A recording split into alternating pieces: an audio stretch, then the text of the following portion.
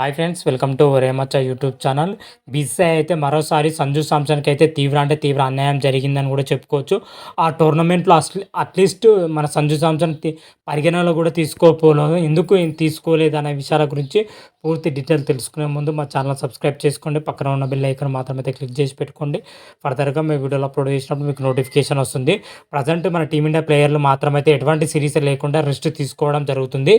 అయితే వచ్చే సెప్టెంబర్లో వచ్చేసరికి మన బంగ్లాదేశ్ తోటి 2 మ్యాచ్ల టెస్ట్ సిరీస్తో పాటు 3 మ్యాచ్ల టీ20 సిరీస్ అయితే జరగనుంది.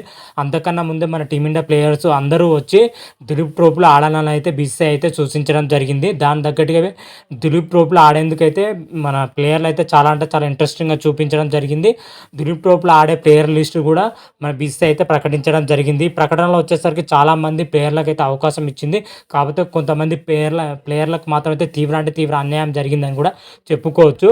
అదేవిధంగా ఈ ట్రోఫీలో వచ్చేసరికి సీనియర్ ప్లేయర్లు అయిన విరాట్ కోహ్లీ, అదేవిధంగా రోహిత్ శర్మ, జస్ప్రీత్ బుమ్రా ఆడతారైతే అందరూ అనుకున్నారు ఫస్ట్లో. కాకపోతే వాళ్ళకు బీసీసీఐ మాత్రమైతే ఫర్దర్ వరుస సిరీస్ ఉండడం కోసం వాళ్ళకి రెస్ట్ ఇవ్వడం జరిగింది. అందుకే దిలీప్ ట్రోఫీలో వాళ్ళు మాత్రమైతే దూరం అయ్యారని కూడా చెప్పుకోవచ్చు. అయితే ఈ సిరీస్లో వచ్చేసరికి చాలామంది కొత్త ప్లేయర్లు అయితే ఎంట్రీ ఇవ్వడం జరిగింది. ఇషాన్ కిషన్, శ్రేయస్ అయ్యర్తో పాటు జురెల్, జగదీష్, అభిషేక్ పురాల్, కేఎస్ భరత్ వంటి ప్లేయర్లకు మాత్రమైతే దిలీప్ ట్రోఫీ ఆడడానికి అయితే అవకాశం ఇచ్చింది బీసీసీఐ మాత్రమైతే. కాకపోతే ఒక ప్లేయర్కి మాత్రమైతే తీవ్ర అన్యాయం జరిగిందని చెప్పుకోవచ్చు. ఏ సిరీస్లో అయినా, ఏ టోర్నమెంట్లో అయినా ఈ ప్లేయర్కి మాత్రమైతే ఎప్పటికీ అన్యాయమే జరుగుతుందని కూడా చెప్పుకోవచ్చు. ఆ ప్లేయర్ ఎవరో గారు సంజు సామ్సన్ గత టీ20 ప్రపంచ కప్లో ఒక ప్లేయర్గా అయితే వెళ్ళడం జరిగింది. అట్లీస్ట్ ఒక్క మ్యాచ్ కూడా ఆడలేదు. అదేవిధంగా జింబాబ్వేతో జరిగిన 2 టీ20లు ఆడడం జరిగింది. ఆ తర్వాత శ్రీలంకతో జరిగిన ఓడిఐ సిరీస్లో సంజు సామ్సన్ విఫలం అవ్వడం జరిగింది.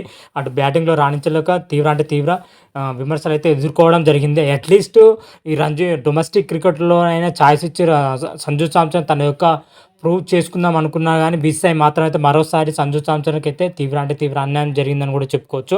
ఈ దిలీప్ ట్రోఫీలో వచ్చేసరికి సంజు సామ్సన్ ఒక ప్లేయర్గా కూడా పరిగణనలోకి తీసుకోలేదని కూడా చెప్పుకోవచ్చు. సంజు సామ్సన్ కంటే చిన్న ప్లేయర్లను పరిగణనలో తీసుకోవడం జరిగింది, జట్టులో చోటు లభించడం జరిగింది. కానీ సంజు సామ్సన్కి వచ్చేసరికి అసలు ప్లేయర్గా గుర్తింపు కూడా దక్కలేదని కూడా చెప్పుకోవచ్చు. సంజు సామ్సన్కి అయితే తీవ్ర అన్యాయం జరుగుతుంది ప్రతి సిరీస్లోనూ. అసలు బీసీసీఐ ఇలా ఎందుకు చేస్తున్నారైతే ఇప్పుడు సోషల్ మీడియా వేదికగా మన బీసీసీఐ అయితే ప్రశ్నలు అయితే గుప్పిస్తున్నారు. మరి బీసీసీఐ మాత్రం ఎలాంటి రెస్పాన్స్ మాత్రం అయితే ఇవ్వడం లేదు సంజు సామ్సన్ మీద మాత్రమైతే.